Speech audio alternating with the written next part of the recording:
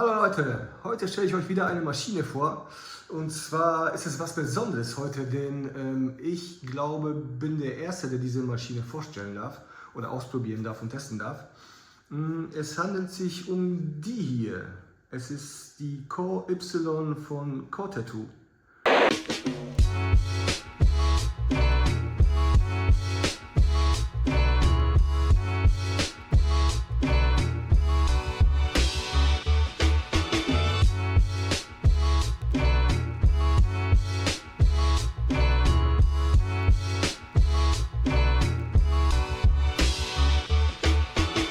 Da drin arbeitet ein bürstenloser Hochdrehmomentmotor und das Display ist ein Multicolor LCD. Die Akkus da drin sind 1700 mAh Akkus. Die Laufzeit der Akkus beträgt 6 Stunden. Der Griff ist ein 33 mm Griff. Es gibt ihn noch dünner in 28 mm oder dicker in 39 mm.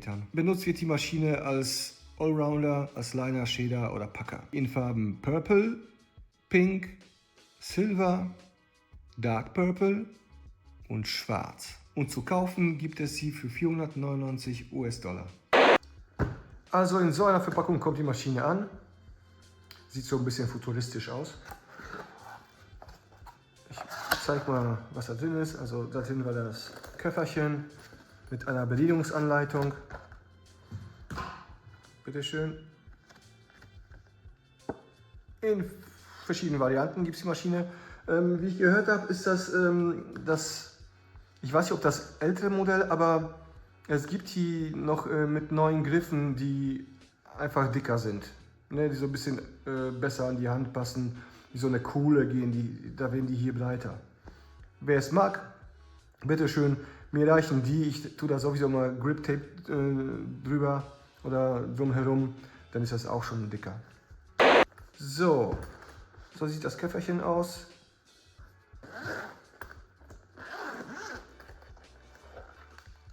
Maschine, 2 Akkus, Ladestation, ein Kabel zum Aufladen, Gummiringe und Imbusschlüssel, ganz dünne.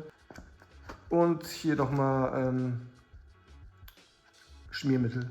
Man sollte alle paar Monate die Maschine einmal mit Schmiermittel beschmieren, damit sie halt rund läuft. Dann schauen wir uns die Maschine an. Wenn ihr meine vorherigen Videos geguckt habt, dann wisst ihr wahrscheinlich, dass ich wenn ich so Maschinen getestet habe, dass ich immer was zu meckern hatte, was das Design angeht, was die Platzierung des Displays und der Knöpfe und so weiter angeht. Und als ich diese Maschine gekriegt habe, dann dachte ich, ach du Scheiße, was ist das? So erstmal das Aussehen, so was ist das? Ist das so eine Pistole? Oder es sieht mehr aus nach dem Knochen, Oberschenkelknochen, glaube ich. Ja, ich nenne sie Knochen. Aber 2-3 Tage ausprobiert, gefällt mir. Ich habe 2 Stück davon, mit der arbeite ich zurzeit. Das ist die graue, da habe ich noch so eine lilane, habt ihr gerade gesehen. Ja, erstmal, wie ist die zusammengebaut? Hier oben ist der Akku drin. Das sind so stinknormale Akkus, die man sich auch einfach, falls die mal kaputt gehen sollten, bei Amazon nachbestellen kann. Grip kann man abziehen, also man muss den nicht drehen, ausdrehen, sondern einfach ziehen. So, und so sieht das Innenleben aus. Hier ist der Hub-Extender und hinten ist der Motor. Hier bei dem Extender kann man ja, natürlich den Hub feststellen. Wie das geht, das macht man hier mit dem Imbusschlüssel. Hier unten, wo die Hubzahlen stehen, darunter ist ein Loch. Also nicht das hier oben, das ist auch zugeklebt, extra rot. Aber hier unten ist ein Loch, da tut ihr den Imbusschlüssel rein und dreht den nach links oder rechts. Während ihr das macht, verschieben sich hier die Pfeile nach unten oder oben und zeigen dann jeweils auf eine Zahl, also von 3 bis 5 mm Hub. So könnt ihr euch das einstellen. Man kann auch diese Steuereinheit hier auch komplett abschrauben. Hier gibt es auch nochmal 2 Schrauben. Da kann man das hier trennen. Und falls das irgendwie kaputt gegangen ist oder irgendwo Riss im Display ist oder so, dann kann man sich das nochmal nachbestellen, austauschen lassen. Ja. Was das Geniale ist auch hier an dem Griff, das zeige ich euch mal. Und zwar, wenn ihr eine Nadel nehmt und hier einhackt, bei anderen Maschinen ist das so, wenn man den Griff dreht, dann dreht sich die Nadel oder das Modul hier mit. Bei der Maschine nicht. Und zwar hat das einen Grund, damit die immer so schön in der Hand gehalten wird. Das Display ist immer im Blickwinkel. Das ist genauso wie es sein soll. Es drückt nichts nach hinten, nichts nach vorne. Es ist nicht zu schwer, es ist nicht zu leicht. Es ist einfach nur bequem. Das ist so das Design, was ich mir immer gewünscht hätte. Da hat sich Core Tattoo wirklich was sehr Gutes einfallen lassen. Wie sie in der Hand liegt, wie das Display platziert ist, wie sie läuft, wie sie sich anfühlt, das ist wirklich erste Sahne. Das Display der Maschine, wie ihr seht, sieht man keine Knöpfe. Die Knöpfe sind hier im Display mit eingebaut. Es ist kein Touch-Display, sondern halt clicky. Man hört das hier immer. Ja. Hier unten macht man die Maschine an.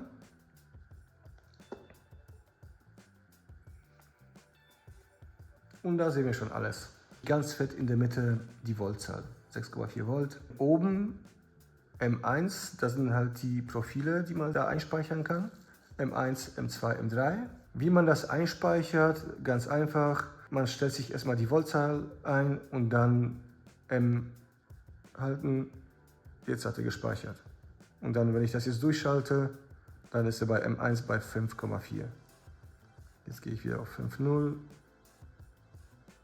Speichern. Und wenn ich durchschalte, ist er dann bei 5. Also hier schaltet man und speichert die Profile. 77 Hertz. Also selbsterklärend die Herzzahl. Dieser kleine Balken, das ist der Batteriezustand. Und hier dieser Balken oben, das ist, ich glaube, die Voltzahl. Ich glaube, wenn ich die Maschine anschmeißen, einmal hier unten, dann läuft sie.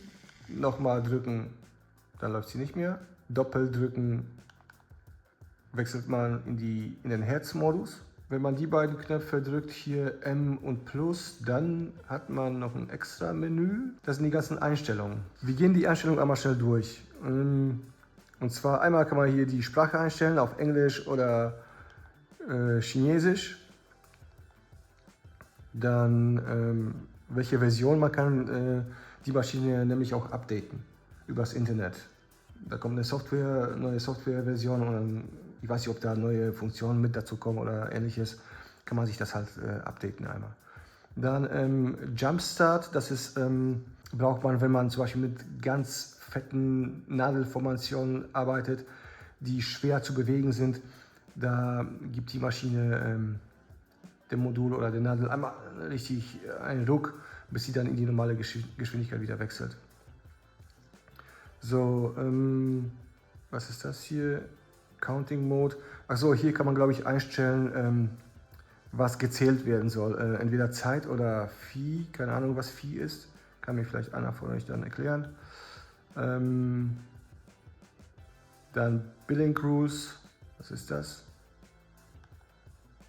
Ich glaube, wie viel pro Stunde, wie viel Kohle man bekommt. Tausender, okay. Ja, bekomme ich nicht, leider. Schade, sehr schade. Aber da kann man sich halt den Geldbetrag einstellen, wie viel man pro Stunde nimmt und dann wird das auf dem Display, angezeigt, wie viel man gerade verdient. Entweder kann man sich die Zeit einstellen lassen, dass die Zeit läuft, oder dass die Kohle sofort auf dem Display angezeigt wird, wie viel man gerade verdient hat, so. Oder im Moment. So, dann einmal Displayhelligkeit kann man sich einstellen, von 1 bis 5. Ich hatte sie auf 3, ist okay. Dann Bluetooth an- oder ausmachen. Man kann die Maschine auch mit einem kabellosen Fußpedal betreiben. Ne? Ich habe den jetzt nicht, aber den werde ich mir auf jeden Fall nachbestellen. Dann Pedalmode.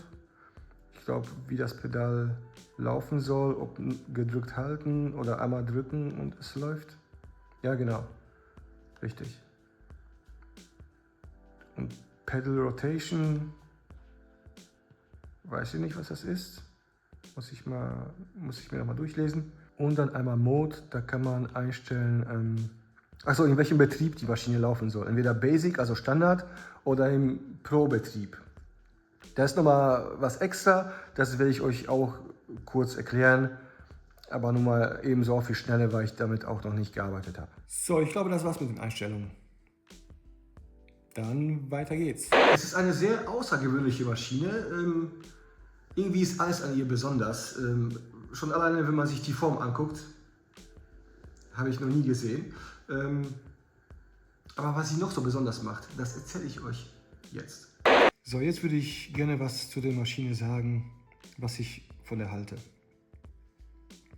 Also am Anfang war ich sehr skeptisch wegen der Maschine. Von der Leistung her ist die Maschine wirklich top. Ich war sowas von überrascht, als ich sie das erste Mal in der Hand gehalten habe und damit tätowiert habe. Sie hat super viel Power, also und gleichzeitig ist sie sehr, sehr weich. Den Hub kann man sich ja von 3 bis 5 mm einstellen. Normalerweise der kurze Hub, also 3 mm, ist eher für softe Sachen und der 5 mm Hub für richtig kräftige Sachen, für fette Lines, dicke Nadeln.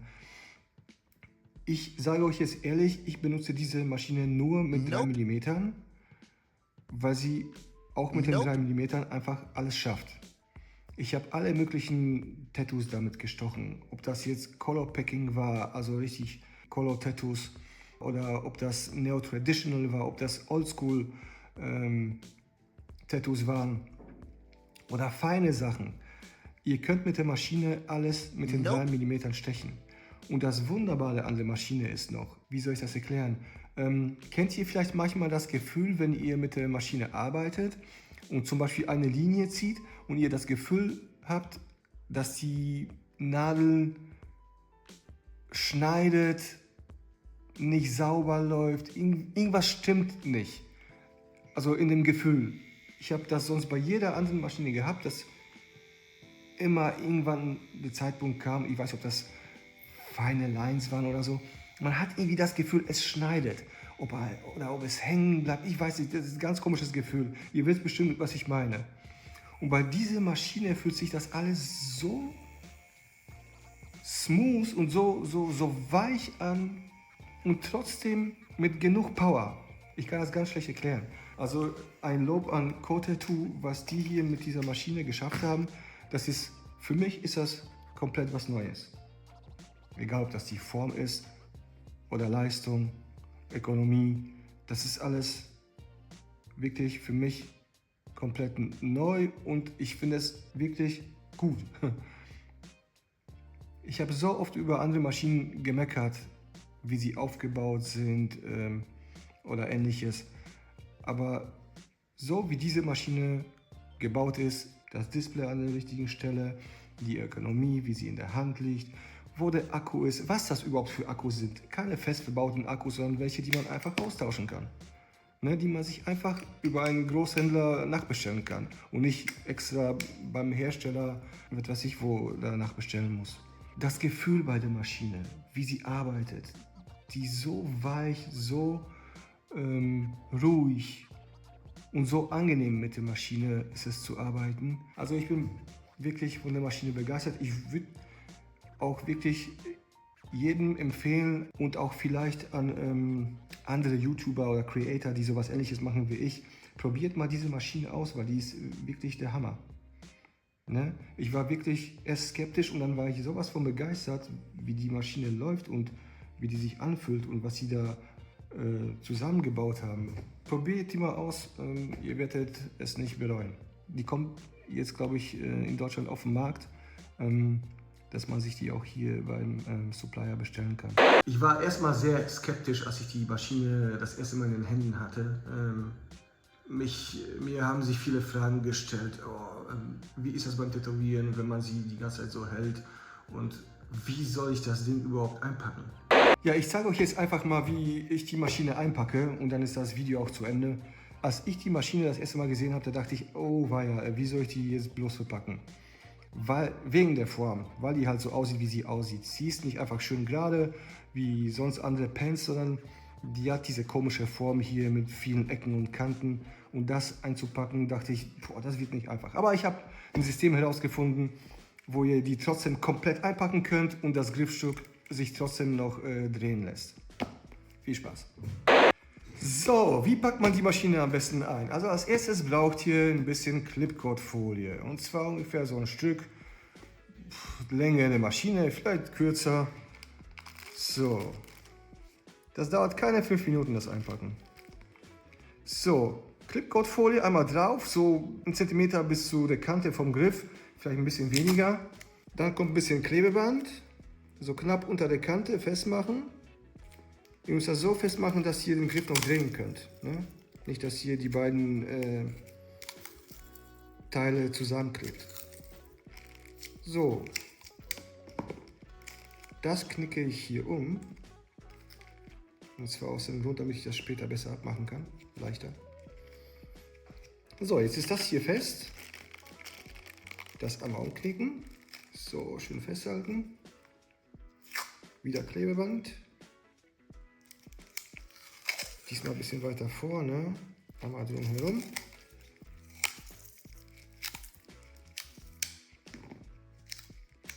So, und der Rest hier schneide ich ab. Zack. So, jetzt Grip Tape. Ich halte das immer hier mit dem Zeigefinger fest. Gehe mal rum. Ja.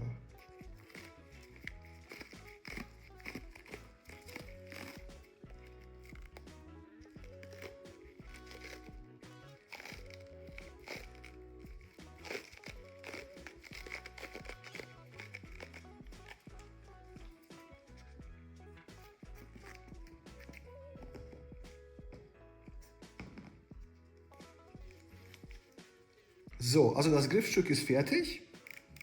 Man kann es schön drehen. Jetzt brauchen wir ein bisschen Klarsichtfolie. Und zwar so viel. Ungefähr.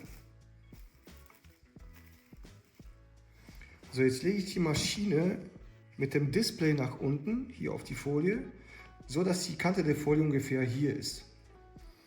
Und dann einfach umknicken, drumherum, die andere Seite auch. So, und dann drehe ich das hier so zu. Den Rest abschneiden. So. Jetzt nehme ich wieder ein bisschen Klebeband und dann setze ich das Klebeband hier ungefähr unter der Kante an. Das mache ich jetzt aber nicht so fest, nicht zu stramm machen, das sage ich euch gleich wieso.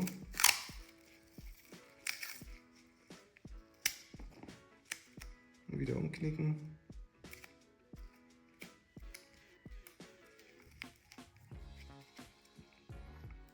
Und die Folie, die hier rausguckt, das stülpt ihr dann über das Klebeband.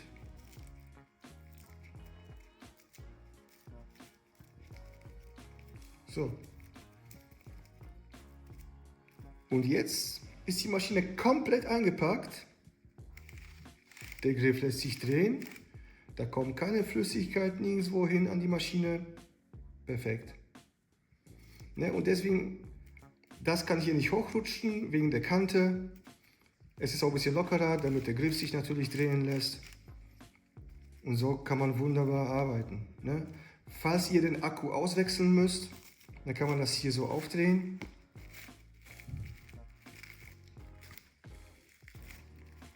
Auch ganz easy.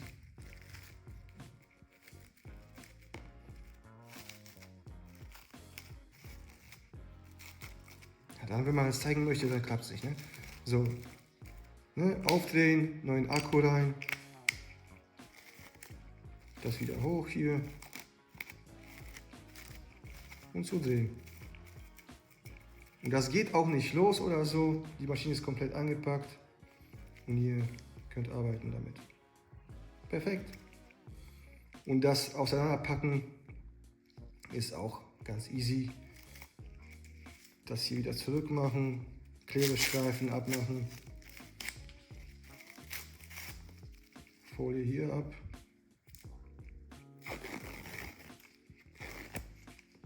Dann hier einmal dran ziehen und den Rest so abziehen.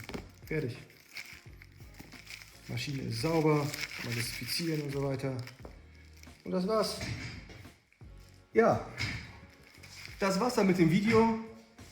Danke fürs Einschalten, Leute. Sagt allen Bescheid, dass es eine neue Maschine auf dem Markt gibt. Wer kommt zuerst, der malt zuerst.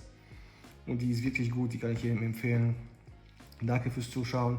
Wir sehen uns nächstes Mal. Auf Wiederschauen. Haut rein.